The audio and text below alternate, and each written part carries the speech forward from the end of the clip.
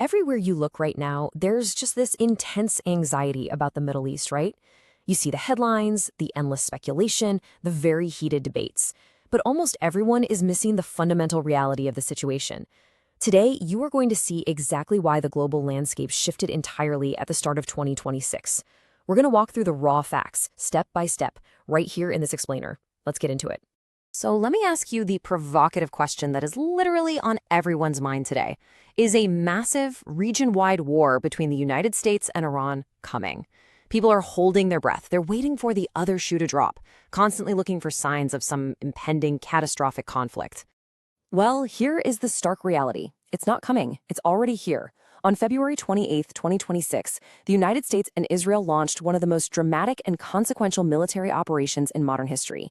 The threshold wasn't just crossed, it was completely shattered. Today, I'm going to break down exactly what happened, why it happened, and most importantly, what comes next for all of us. Okay, let's dive into this with Part 1, Decades of Growing Hostility. A quick look back at 45 years of tension. To truly grasp the gravity of the current conflict we're living through in 2026, we can't just look at the last few months. We really have to trace the systemic hostility back. It all kicked off in 1979 with the Islamic Revolution. Iran's new government labeled America the Great Satan and held 52 U.S. diplomats hostage for 444 days. That single seismic event really set the tone for everything that followed. Fast forward to 2002, and the world discovers Iran was secretly building nuclear infrastructure, which led to crippling economic sanctions from the West. Then, we had a breakthrough. In 2015, the JCPOA, the Iran nuclear deal, was reached. Iran agreed to limit its uranium enrichment in exchange for sanctions relief. It was a fragile agreement, sure, but it was functioning. Well, that was until 2018, when the U.S. pulled out of the deal entirely. And in response, Iran began slowly pushing its uranium enrichment higher and higher. And that brings us to a massive turning point in June 2025, 400. That number is absolutely critical. The IAEA, which is the UN's nuclear watchdog, confirmed that Iran had stockpiled over 400 kilograms of highly enriched uranium. So the crucial point here is understanding what that stockpile actually consisted of. It was enriched to 60%. Now, this is a level of nuclear refinement that experts heavily warn is sufficient to potentially produce multiple nuclear bombs if it's enriched just slightly further. It was this specific mathematical reality, this threshold of capability, that completely changed the calculus for the international community. Let's move to Part 2 and see how this builds, the 12-day war in June 2025.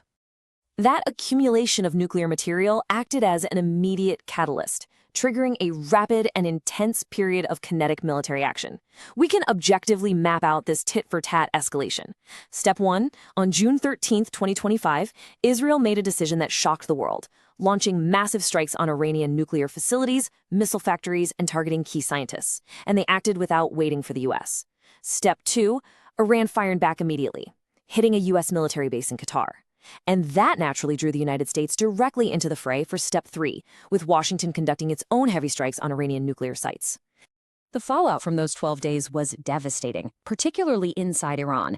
By December 2025, the internal situation had deteriorated spectacularly. Iran's nuclear program was severely damaged. The national currency completely collapsed, which sparked massive inflation. This economic ruin drove 5 million protesters into the streets across all 31 of Iran's provinces in over 100 cities. We're talking the largest demonstrations since the 1979 revolution. And the regime's response? Brutally violent. According to Iran's own Ministry of Health reports, at least 30,000 civilians were killed. The world watched this internal chaos unfold, and Washington took meticulous notes. Which leads us to Part 3, February 28, 2026. The day that changed everything. This brings us right up to the defining moment that escalated everything, from a regional skirmish to the massive reality we're dealing with today. At dawn on February 28th, the United States and Israel launched coordinated, large-scale airstrikes deep inside Iran. They systematically targeted Iran's remaining military infrastructure, missile production sites, and government buildings. But the most shocking fact of this entire operation was the assassination of Iran's Supreme Leader Ali Khamenei. Think about that. A man who had ruled with an iron fist for 34 years was killed in a joint U.S.-Israeli military operation. As you'd expect, Iran's retaliation was fierce and immediate. They launched hundreds of missiles and thousands of drones at Israel, U.S. military bases, U.S. allied Arab states, and even UK military bases in Bahrain, Qatar, and Cyprus. And the numbers brilliantly illustrate the immediate global fallout, which was, frankly, catastrophic. In response to the strikes, Iran effectively closed the Strait of Hormuz. A full 20% of the world's oil supply passes through that specific, narrow choke point. The moment it closed, global markets spiraled into an absolute panic, and energy prices surged overnight. The entire world economy felt the shockwave of February 28th almost instantly. Now, we really have to look impartially at why the US and Israel launched that massive operation when they did. The facts show they did not launch this war because Iran was about to attack. Actually, both Iranian and some US officials firmly rejected that claim.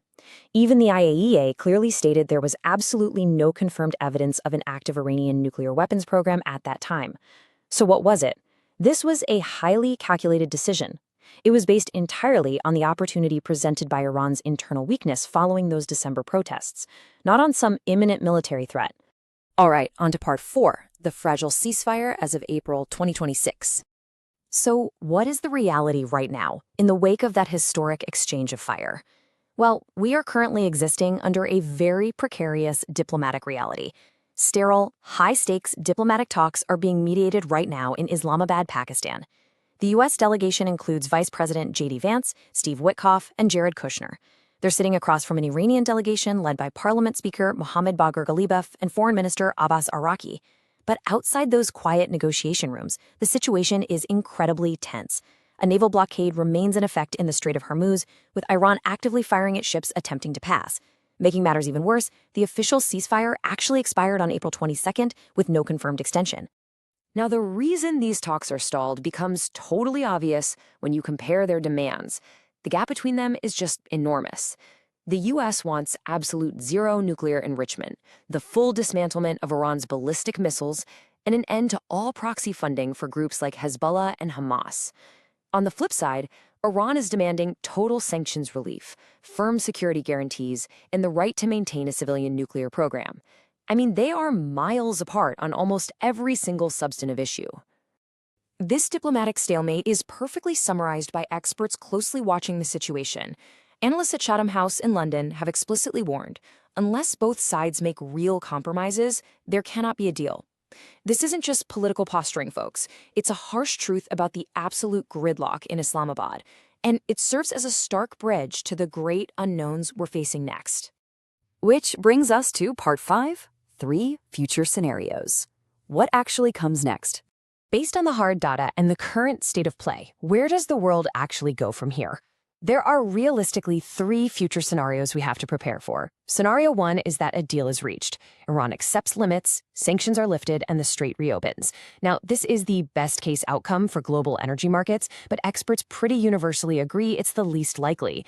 Scenario 2 is a frozen conflict. The ceasefire loosely holds, but talks drag on with no agreement, creating a permanent, unstable standoff much like the Korean War. That guarantees high oil prices for years. Finally, Scenario 3. Talks collapse completely, the fragile ceasefire shatters, and both sides return to open, devastating conflict, sending shockwaves through the global economy that would make February 28th look mild. But assessing those scenarios requires understanding the ultimate wild card in all of this, Mojtaba Khamenei. Following the assassination of his father, he is now Iran's new supreme leader, and he is entirely untested on the global stage.